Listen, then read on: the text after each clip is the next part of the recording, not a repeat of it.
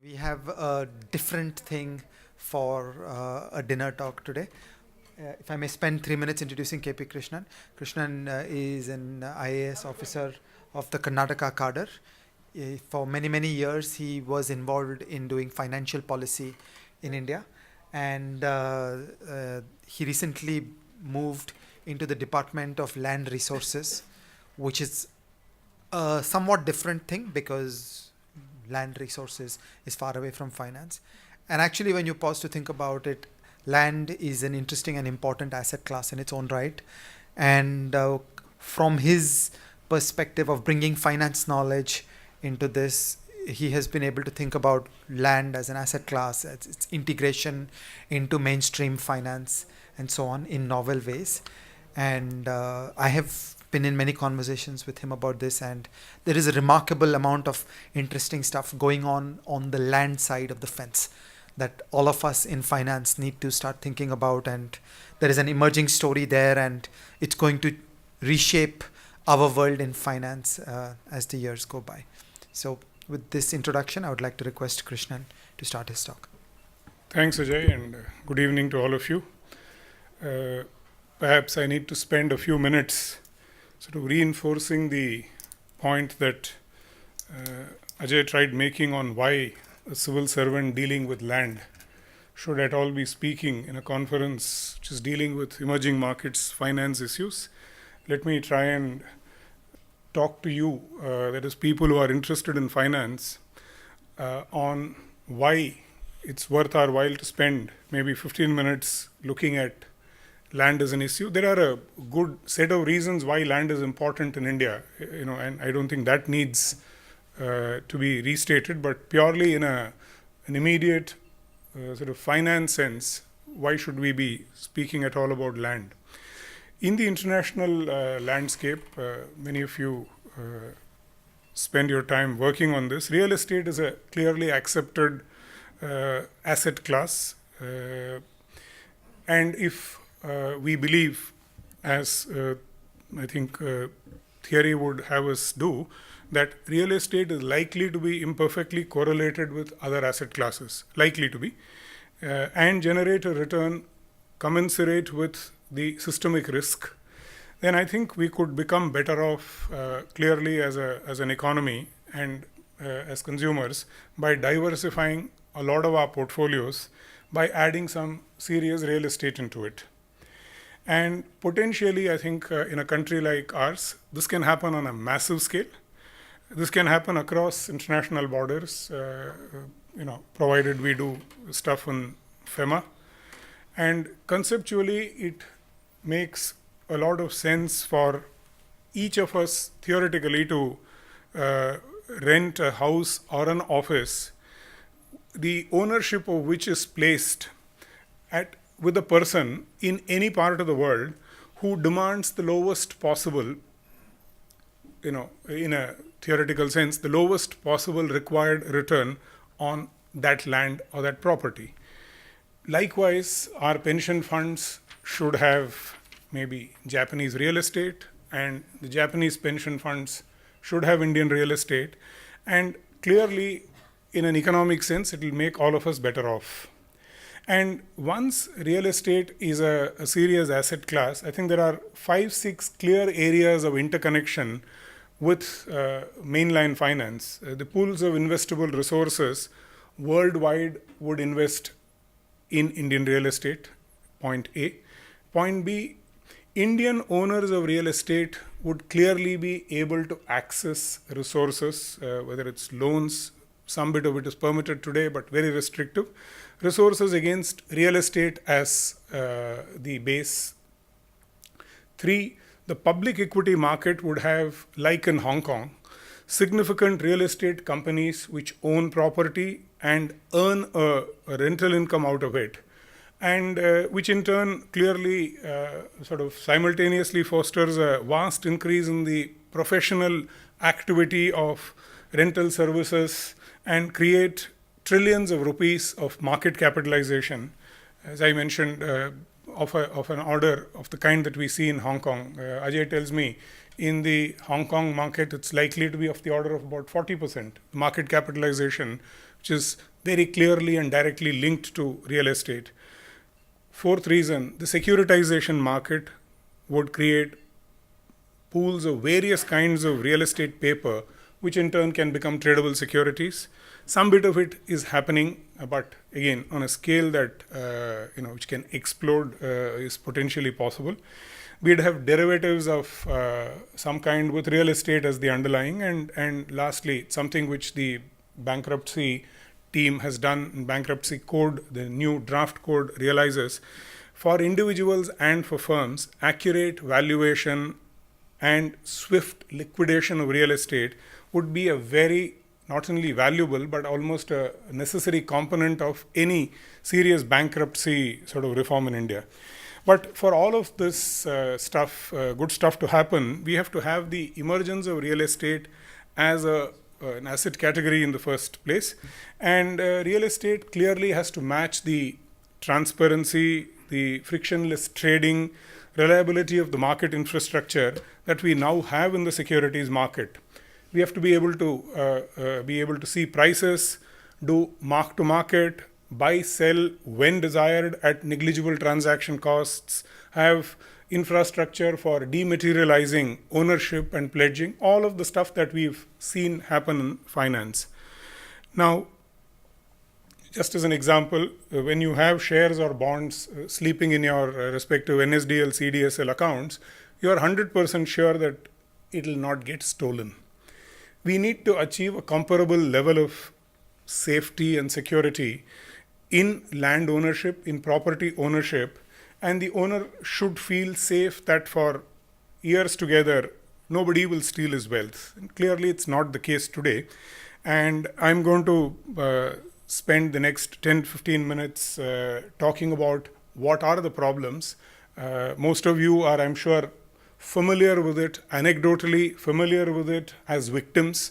Most Indians who've touched land know the sort of nightmare that is dealing with land and property, and more important, go on to look at what is currently being done and what needs to be done.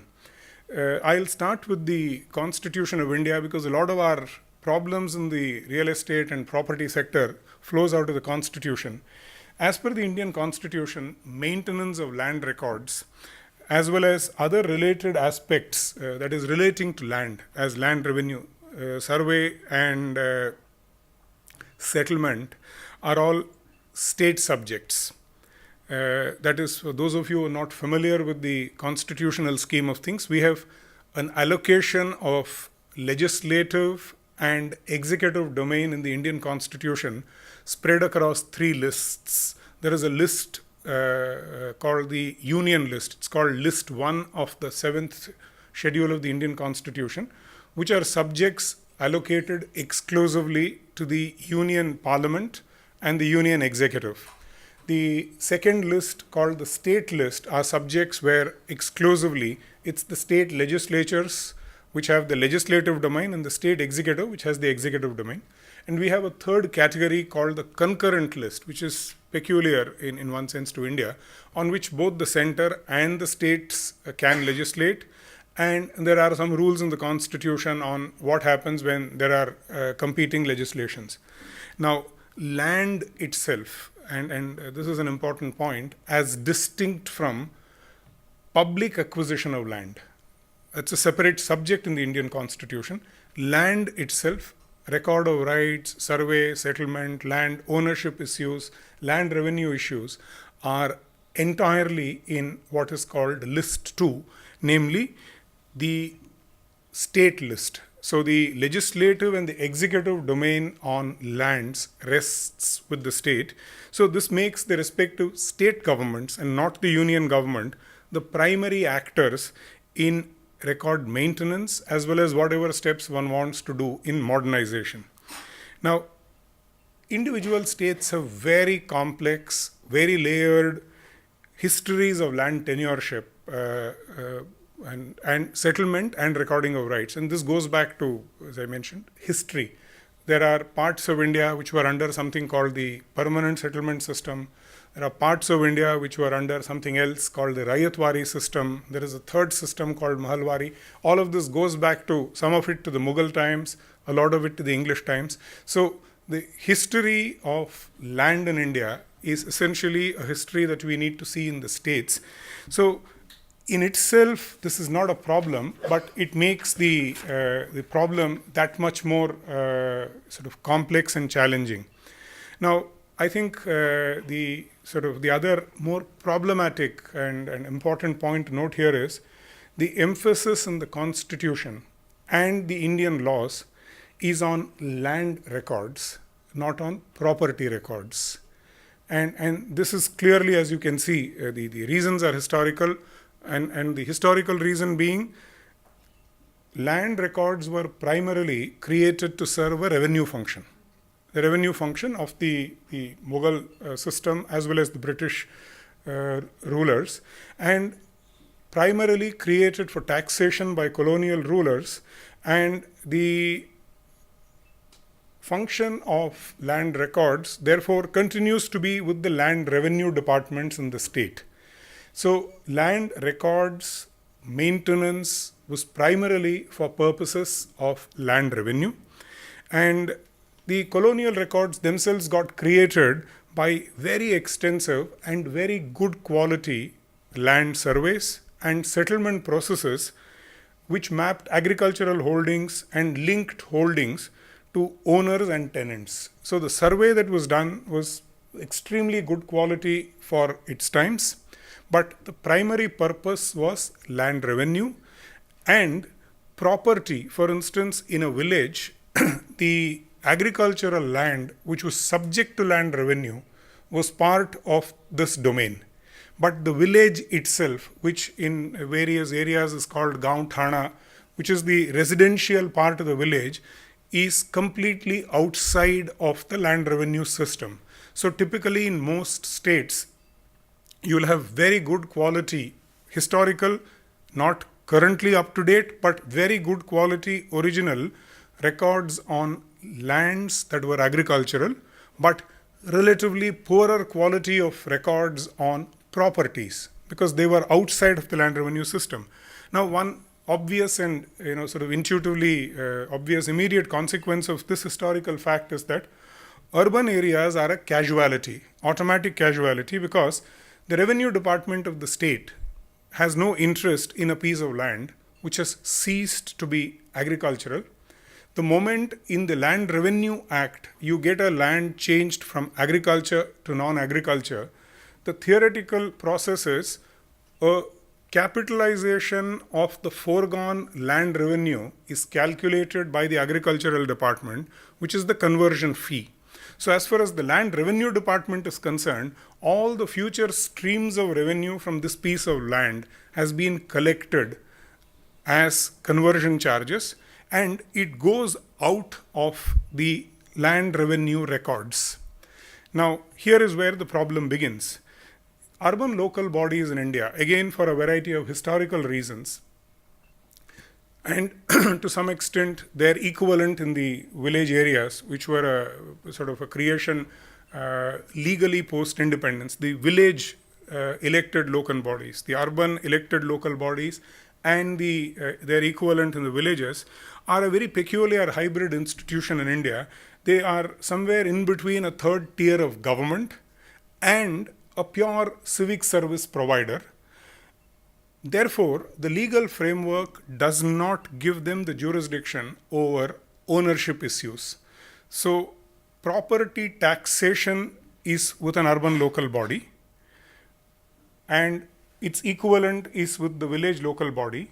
But if you recall basic public finance, property tax is actually in one sense not a pure tax. It's somewhere between a tax and a user charge.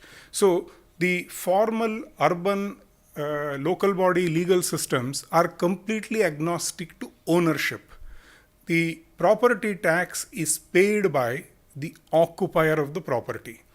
And therefore, you will keep reading in the newspapers that theoretically, Ajay can actually go and pay the property tax, if there were to be a property tax, on the Raj Bhavan.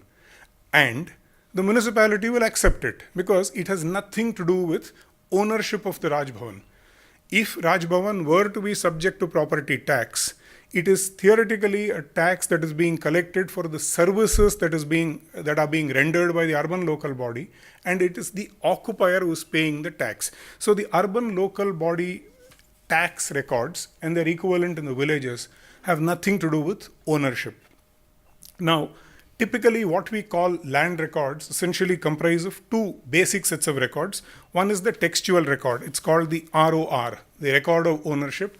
Typically it will have between 12 and 15 columns recording a whole bunch of things, all focused on agriculture, type of crop, previous crop, etc., etc.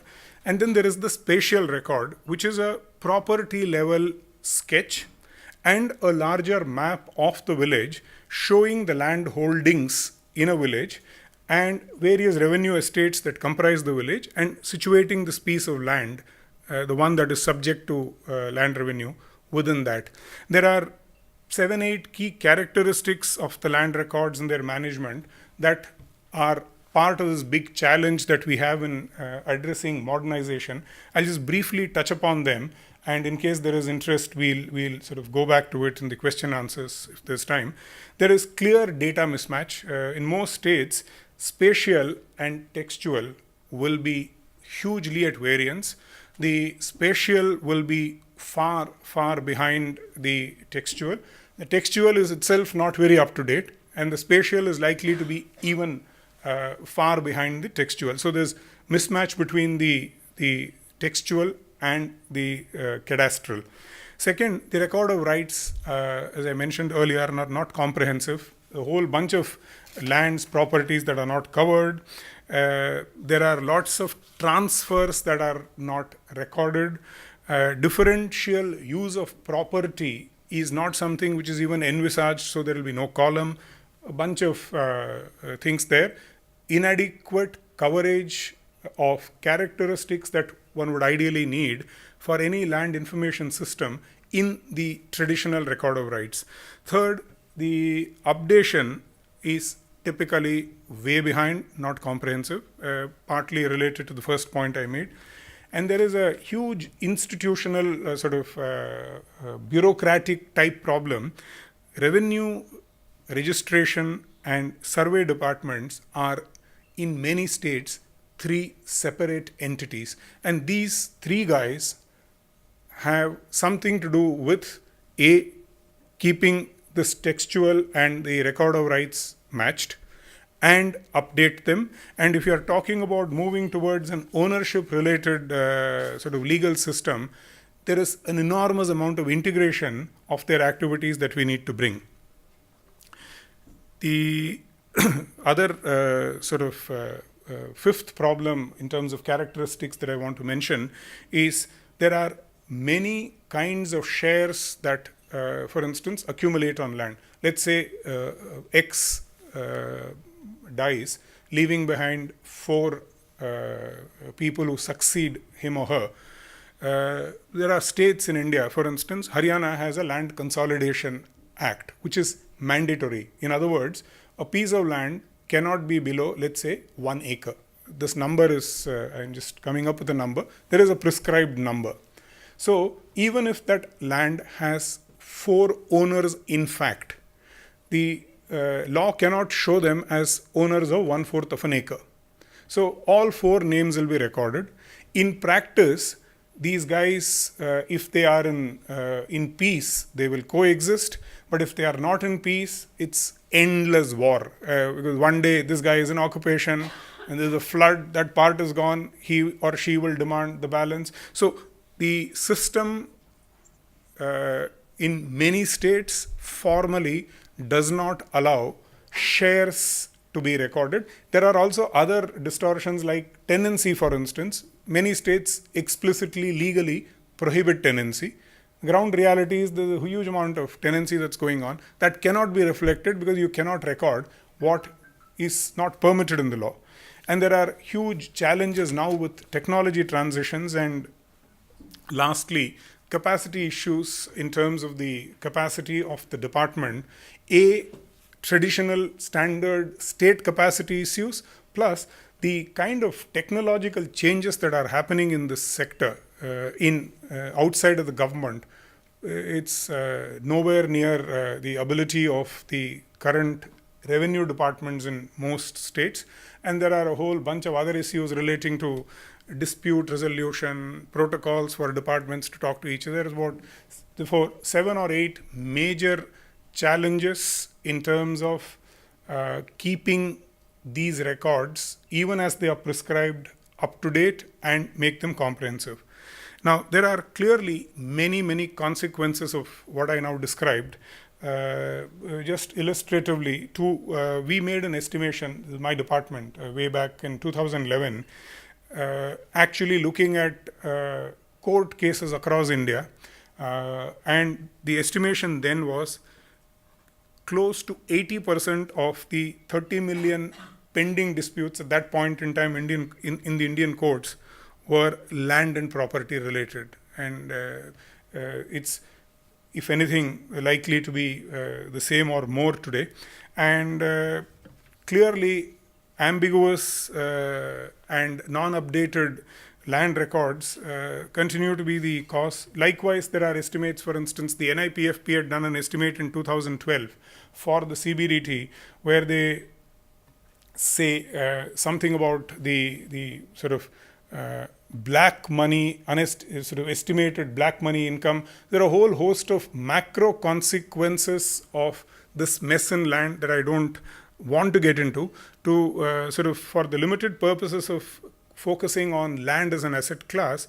The major consequences that all of these 7-8 characteristics that I described clearly inhibit the development of a well-functioning, frictionless market for land. So what is to be done? The first attempts by Government of India, and this is the Government of India attempts, states have individually been doing an enormous amount of experimentation in this. Some states going back to the mid-90s, early 90s, sort of, and it's the usual suspects. 4 or 5 states which will typically show up in any list of progressive states are the ones which have been trying this. But the Government of India effort on this has not been actually a bad experience. This started seriously in 2008. They combined 2 existing programs and created a new program called the National Land Records Modernization Program. I won't describe the details of the program. It attempted, in the very typical minutiae sort of driven Government of India centrally sponsored scheme. It could have been a better scheme, but it was a standard centrally sponsored scheme of the kind that we in India are familiar with. And what it achieved is not insignificant. And I'll give you a quick flavor of what it has achieved and then quickly conclude in terms of what we are now attempting. Record of rights have been computerized in 23 states. And when I say states, I include union territories here. It's not a bad number. 18 of these states have actually now stopped, completely legally stopped, manual issue of record of rights. And that has eliminated a reasonable amount of sort of misfeasance that used to go on in the record of rights. 19 of these 23 have put out the record of rights on the web. It is available to anybody on the web. 24 states stroke UTs have now almost entirely computerized the land, or more correctly, the deed registration process. Sir? Can I ask a clarification question? Yes, sir. So when you say they have made their records electronic, are you talking of only land records, or are you talking of property records? I'm talking about record of rights maintained by the Revenue Department. So that is a different. That is the one which has always been very reasonably nicely done. Reasonably nicely done, but not up to date. All of those qualifications, 7-8 qualifications. The real mess is in the non. Since you've asked about property, I was planning to come to it later. I'll just give you one experiment. There is a very interesting experiment that Karnataka launched. Karnataka started with computerization of land records in a project called Bhumi in mid-early 90s. it started something very interesting in 2011 called the UPOR, which is the Urban Property Ownership Record. And in 5 corporation towns, the latest one which was completed is a town called Shimoga, which is a mid-sized town, 5 to 6 lakh population size, probably about 7 lakhs now, and about to get completed in this coastal town called Mangalore, which is a bigger town, where they have achieved something very, very interesting. They have actually mapped, and this is entirely done with a private sector GIS IT company. Every property in Shimoga has now been mapped on X, Y, and Z axis. Every property dimension is captured, and like the old survey settlement process, they have actually gone into ownership questions, done summary inquiries, and as is to be expected, close to 85% are undisputed, and those records have been now readied, and they actually issue something called an urban property ownership record. The difficulty with that is our legal system doesn't yet recognize an ownership document issued in the urban area by the revenue department. So there are some legal issues that we need to sort out, but the traditional record of rights computerization is exactly what you said it is. The old traditional Patwari handwritten manual ROR has got computerized. But some states have done experiments. Gujarat has done similar experiments to what I described in Karnataka. Gujarat has done it in only 1 city. Karnataka has done it in 5. And hopefully they are now planning to do this on a massive scale in the city of Bangalore, which is going to be a huge challenge, but that's the state of play, sir. So I was on registration process, the deed registration. In India, we don't have a property registration. Theoretically, the Indian Registration Act is a purely deed registration framework. Namely, it records the fact in the books of the government that a deed claimed to be signed by me is indeed signed by me, and the recipient of that deed is indeed, let's say, Ajay, and the deed deals with XYZ. The person registering the deed does not go into anything other than is it signed by the guy claiming to sign it and by the guy claiming to receive the document. The veracity of the contents of the deed are outside his or her jurisdiction. But this process of registration, which used to be another extremely cumbersome, difficult process, is now completely computerized in 24 states. And 10 of these states and UTs have now done the next big step of integrating the registration process with the land records mutation.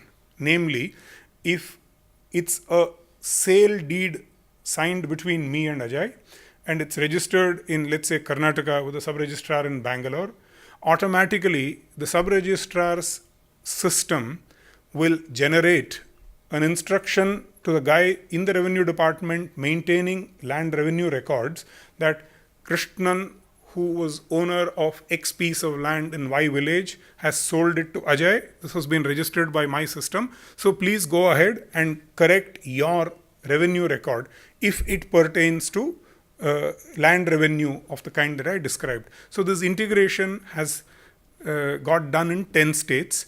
So in terms of a national picture, somewhat mixed, but much more progress than I had expected.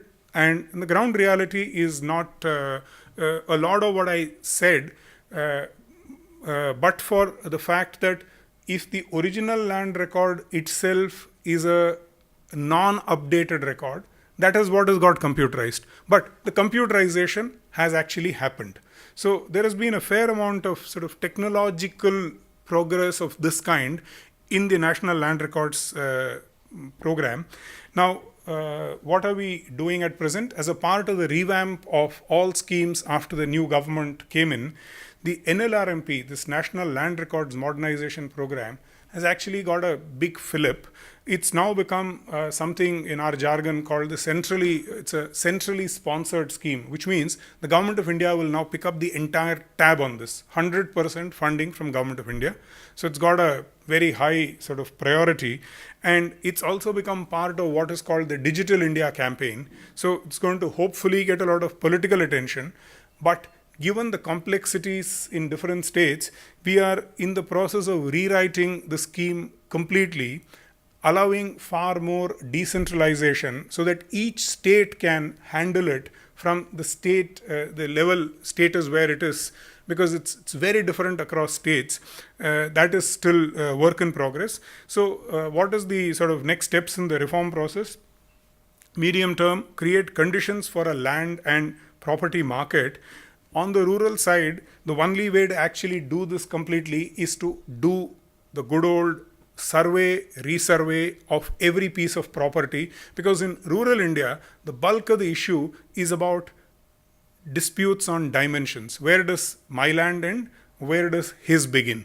There are typically, in most villages, relatively less ownership disputes, and the process prescribed in the Land Revenue Act for settling these is something which works reasonably well for traditional land revenue agricultural villages. But there are lots of disputes on, is it exactly here or is it here? And it makes a big difference if it's a large piece of land. So survey, resurvey is the answer for rural, and integration of all of these pieces that I mentioned. Whereas the critical part in sort of urban is to handle the kind of stuff that I described as part of the UPOR, the Urban Property Ownership Record, 3-dimensional data, and a whole host of other legal issues, and housing a lot of this in information utilities of the kind that we've created in the financial sector. So that's the sort of direction in which we are moving. But what I will do now is, given that we are sort of running out of time, look at the sort of next steps in a much larger context.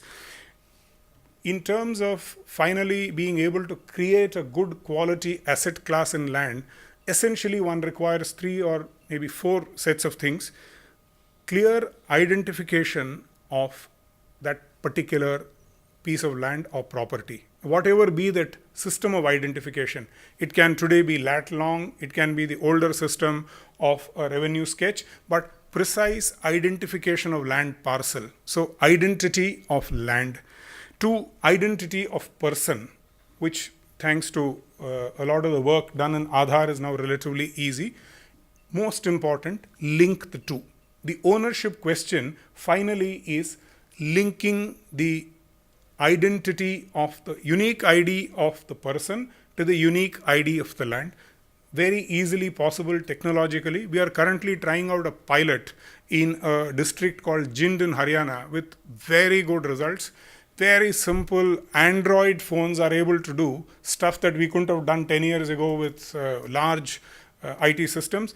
And also attempting a fairly large-scale project in Chandigarh, because Chandigarh is a union territory without a legislature.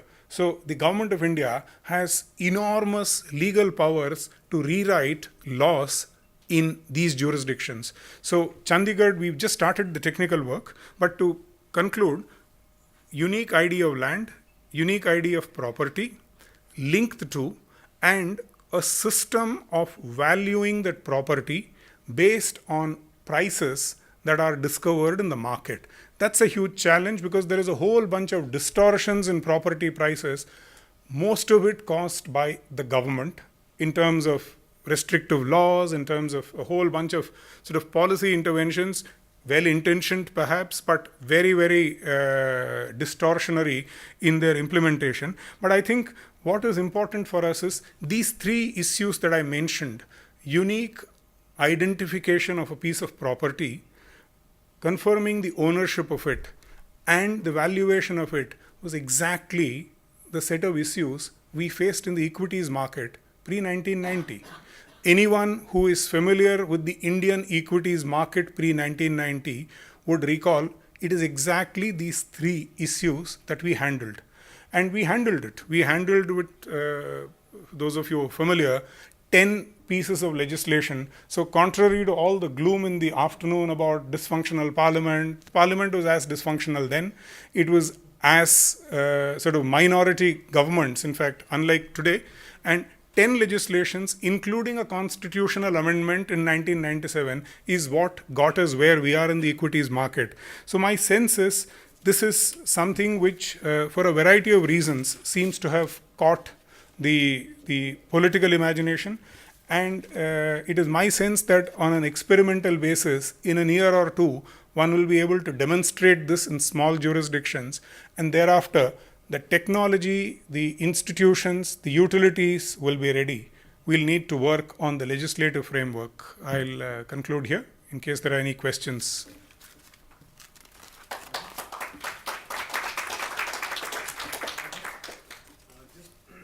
In real estates, I'm discriminated if I'm not son of farmers because I cannot buy agricultural land and I cannot do farming.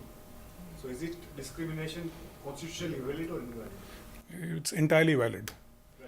The state that I work in, the state of Karnataka, the entire Indian history on land reforms, as it was called, was predicated on land should belong to the tiller. And the definition of an agriculturist in Karnataka till very recently was anyone who has an income of about 12,000 rupees from anything other than non-agricultural sources, any non-agricultural source, is automatically a non-agriculturist. So only an agriculturist is allowed to own agricultural land. So this is a series of amendments that were done after Indira Gandhi returned to power in 1972, sealing legislation and land to be owned only by the tiller of the land is formal, it's contested in courts, it's put in something called the 9th schedule of the Indian Constitution, upheld by the courts to be valid. Krishnan, listening to you is always an education. You've said something about land per se. Can you say something about water rights and mineral rights and how those are allocated? Very complex. I thought so. I'll sit with you at dinner. Water rights are actually not formally allocated in most systems. Mineral rights are allocated. We have a set of very conflicting judgments on if you are the owner of a piece of land, do you also own minerals beneath it? There are at least 7 or 8 legislations that deal with this, and at least 2 Supreme Court judgments which say the exact opposite of each other. But more at dinner, sir. Is there adequate security of the electronic records which would be produced? Would somebody be able to sort of hack the system and be able? Is that also part of the setup? Number 2, I think a more important one and less facetious is the fact that you're calling it a land of an asset class. Well, the focus really needs to be on property, and there is this very big difference which you highlighted very eloquently on the difference between the agricultural setup, which was managed by the Revenue Department, and I dare say reasonably well. I mean, those records are not in a mess. They are all some issue here and there, but they are in good shape, and they can be done quite. I'm quite sanguine that the way you are pointing it out, we could be able to map out, just as we did in the equity markets, a parcel with an individual. So that would be easy to do. I think the real mess, the real chaos is really in the non-agricultural sector. And I think that's a bull which needs to be grabbed by its horns. It's not clear, as you pointed out, the occupier is the one with the person is interested in. The ownership records are not possible because you do deeds rather than do properties.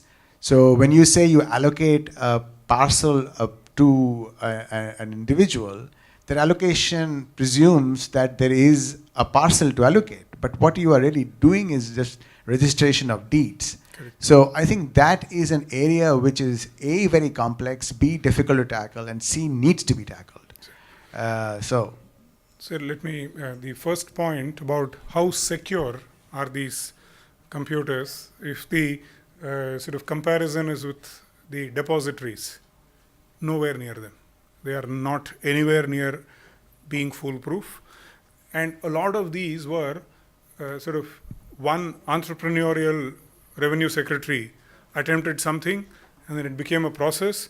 I mean, can I just say that why is it taken so long? I mean, way back in 85 when I was district master, at that time we started computerization in the district. Why is it like 30 years later? Sir, it's still very limited. Now, computerization of land records, I wouldn't say is limited. It would be the default case would be yes, default state, default village, record of rights is computerized. Systems, processes, far from satisfactory. Why did it take so long? My guess is land revenue departments are not the most important departments in any state. Strangely, except the state of Bengal. Bengal, because of its strong emphasis on land for redistribution, so entirely for non-market reasons, the Land Reforms Department in Bengal, even today, the additional Chief Secretary Land Reforms is the next to the Chief Secretary. And the capacity of the West Bengal Department of Land Reforms and Land Revenue is actually seen to be believed. It may have something to do with the fact that Bengal has no other employment opportunity. So probably all the good guys just go into government. It's an exceptionally competent department. So in some states where the department was important, it got a fillip, but typically it's not a department which is top of charts. So I suspect the main reason is that. But on your second question on rural versus urban, the answer is actually a little more complex, sir. It's both yes and no. The traditional Patwari maintained record of rights exists, but you and I also know it exists with an enormous amount of mischief, because that guy was the complete lord and master of all he surveyed. And there are therefore enormous number of individual cases of injustice. So there is a lot of garbage in that record, but it exists. It's very systematic. It's maintained. In that sense, it's easier to handle. On the contrary, the advantage with urban is a bulk of cities in India were created by the state. So if you take Delhi, for instance, leave out the Chandni Chowk side of Delhi, where the ownership record goes back to Akbar himself. Most of Delhi was created by the Land and Development Office of the Ministry of Urban Development, because it's the Brits who acquired agricultural land. So in 1910, this process of acquisition extinguished all previous land related titles. It became the property of the state. And in the Indian legal system, that's the cleanest way to start an ownership exercise. Because even if there is a dispute, and there is currently, as we speak, there is still a dispute between two successors of a piece of land which is currently the Rashtrapati Bhavan. They can fight till eternity. What they will get is who is the person eligible to receive the compensation for acquisition. Neither of them can come back and stake a claim to the reception of Rashtrapati Bhavan on the ground that they are successors. That is the advantage of state intervened land acquisition, which extinguishes all previous title. So a lot of urban India, property records for ownership, you only have to deal with 80-90 years of history. And these sub-registrar records are, you would be familiar from the times that you were in UP, surprisingly well kept. They are very well recorded manual registers. So it's a physical act of somebody pouring through this, digitizing this, copying it in a form which is compatible. A lot of the IT stuff that we have done in other sectors. So urban actually may turn out to be, or a lot of urban may actually turn out to be easier to do. So, and urban is where the need is much more in terms of pressing need. Valuations are high, disputes lead to murders. Yes, rural is a problem, but urban is a much bigger mess and strangely more easy to handle. So that's why we've chosen Chandigarh and Puducherry. Puducherry, pre-independence, the system in Pondicherry was an ownership system. The Indian sort of independent India brought them to the level of Indian socialism. But they actually had an ownership system, which is the French system. So their pre-1947 records are excellent ownership records. So we just need to bridge 60, 70 years of history. Puducherry and Chandigarh may actually turn out to be relatively easy to do because of this reason. State intervened, historical, but yes, Chandni Chowk will require serious work. I'm sure lots of old Bombay where land ownership and property ownership go back beyond 100, 150 years will be problematic. But I suspect these are 10, 20% type numbers. That's my guess. Yeah. Okay, now only last three and no more. Okay. Dr. Krishnan, if you look at this from a household balance sheet perspective, and particularly in rural India, agricultural land is, our client data shows about 90% of asset allocation. And you add to that the fact that agri land seems incredibly illiquid. We try to track sale, there is almost nothing happening. So one, what do you think is going on there? But at the same time, obviously, households are trying to extract liquidity, so there's a flourishing leasing, land lease market. And we see, for example, when we inject credit into the system, a lot of the flurry of activities around people leasing additional land and cultivating. So the second question on that was, is leasing, how is that, even leasing of agri land, is that legal, and, how good are the administrative systems around that? Quick response. Point one, very valid. In fact, even the 2013, the RBI, that household survey, I forget the name of the report, even in 2013, close to 60% of household savings is physical assets, which I suspect is shorthand for land. And so in rural India, it's likely to be of the order of magnitude that you mentioned. It is a significant part of holdings. On valuation, you are right. Currently, there isn't too much liquidity, so it's not easy to figure out prices, etc. But a lot of our land legislations have been drafted with the explicit purpose of not allowing a market. It's like the Forward Markets Act of 1952. I don't know if you've seen it. The preamble of the act says, an act to prevent the forward trading in commodities. That is the purpose of the act. So a lot of these legislations, I think, explicitly were anti-market. Leasing is actually closely related to this. The subject is with states. So there is no all India pattern. There are states which permit it, and there are states which completely prohibit it. The states that permit it have enormous restrictions. Now, this has been gone into time and again. The 70s India said leasing must be banned. 2008-9, I don't know if you remember, there is this Ekta Parishad, which is an assembly of tribal interests. They did a march on Delhi, and there was a big thing that took place at near India Gate. A committee was appointed. Jairam Ramesh headed it. It's an exceptionally well-written, very progressive report on how we should completely open up the leasing market in India, and entirely driven by market, no state prescription of rents. So record the tenancy, but do not regulate it, is broadly the recommendation. States have not moved on it. The state which is likely to move on it very quickly is the state of Orissa. There, they have had very interesting sad cause. A whole bunch of the farmer suicides in Orissa recently were all tenants who were not formally recorded. who can't get, therefore, credit, who can't get agricultural inputs. They are not recorded as farmers. So they have to buy everything in black.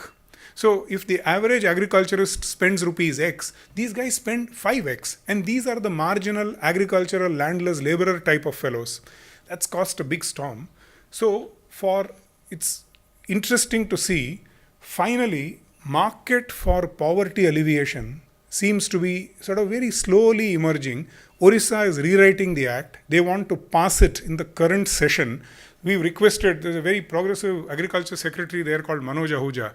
We've requested him, don't rush, because what you do will become the template for India. So spend a day, get some 10 people to comment on it. We are hoping that we'll get a good piece of legislation.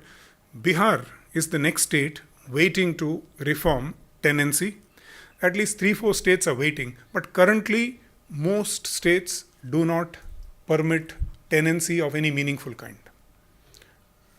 Sanjeev and then Bhargavi. No, the question is then, if the ownership of rural land is embedded into a farmer constitutionally, then how do we actually... Not constitutionally, legislatively. Legislatively. So are there any moves to change that? Because otherwise, how do you finance, at the end of the day, how do you then monetize or finance, and extension of the same question, you can't lease, you can't sell, then obviously the market value obviously can't go anywhere. And that becomes an issue in terms of, even farmers moving to the cities. So, how do you then, make sure that the rural land, corporatizes and, becomes much better in terms of actually as asset class? Both while dealing with land and in the Economic Advisory Council where I was working, dealing with agricultural commodities, sugarcane and oil seeds, is when I discovered, after my very misleading stint in the financial sector, that socialism is not only not dead, is actually thriving. These land legislations which prohibit sale to non-agriculturists, I don't see them going in the near future. Karnataka tried indexing the 12,000 rupees, which was fixed in 1972, to a CPI and said that 12,000 should become 1 lakh, whatever, 88. The assembly said no. And it took some 5 years of effort, and they put a new number. They haven't said it can be indexed. They've said 1 lakh or 50. So not very hopeful on ceiling legislations or agricultural land being allowed to be owned by non-agriculturists, but everybody has got around it. So all you need to do is, you buy agricultural, I don't buy agricultural land. I tell Ajay, this is agricultural land, I want to buy it, please convert it. The bribe goes up because the revenue department knows that he's planning to sell. So capitalization plus bribe. And after I buy agricultural land, nobody comes and inspects. Though it's classified as non-agriculture in the land revenue records, if I continue to grow paddy, no one comes and bothers me. So a lot of people are actually doing agriculture in Karnataka, 5, 10, 15 acres, completely quote unquote illegally. But I figured out the transaction cost is high. They figured out an answer. Lease, I think we'll see a lot of movement. The Niti Aayog is taking a lot of interest. We've convened 2 meetings of chief secretaries. Maharashtra is very keen. And a lot of them think that they should start with leasing reform, tenancy reform, make this a non-state regulated, only information recorded activity. And then I think probably down the road, Bhargavi. So I had a very conceptual question. We keep comparing land as an asset class to shares as an asset class. But very fundamentally, land is very, very different from shares. And this is why I think, with respect to shares, you can only create a limited set of rights. You can either sell them or you can pledge them. And every other transaction is a derivative of either sale or pledge. In case of land, you can actually create a lot of different kind of rights which actually run with the land. Like, for example, you said revenue runs with the land. I can create an easement. There are covenants which run with the land. So recording ownership alone will not really achieve much, because all these different kind of rights that I can create really affect my ownership of the land.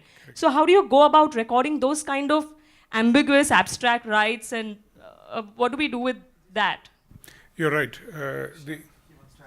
Just want to add to that on the same parable of land and security. So do you see, a security regulation type regime coming in for land. So I'll give you a very offhand example, say, of insider trading or fraudulent practices when dealing with land. Do you see that kind of regulation working vis-a-vis land? Part of the answer is what the same question that Professor Yadav had raised. The land as an asset class, I suspect, is a conspiracy by Susan to get me here. The title is entirely misleading. Land cannot be an asset class of the same category. I think that point is well taken. Certainly, some types of property, some types, limited set of, and that will be a large enough number, given that everything in India can be such a large number. 1/4% of Bombay will be the size of half of the sort of real income related financial instrument share in the world. So one part of the property market, if we are able to do a lot of what I described, is potentially comparable to a lot of the financial assets. But you are entirely right. Land has a whole set of dimensions in terms of rights, which are very different from any financial instrument, and those cannot be captured by a lot of instruments. And the ownership record that we are talking about clearly will need to capture all of this, and it will have to be of enormous varieties, because what is applicable for a multi-storied apartment in Mumbai is not going to be applicable for a forest land owned by an individual in Madikeri in Karnataka. The nature of the rights are very different. Point entirely well taken. And in the light of what I said, an instrument which is purely securitizing the rental income from a property like this, converting it into a financial instrument, is essentially like securitizing any receivable. So for those kinds of instruments, all of the SEBI and financial legislative framework will apply. But that's where it will stop. Thanks. Thank you, Ajay.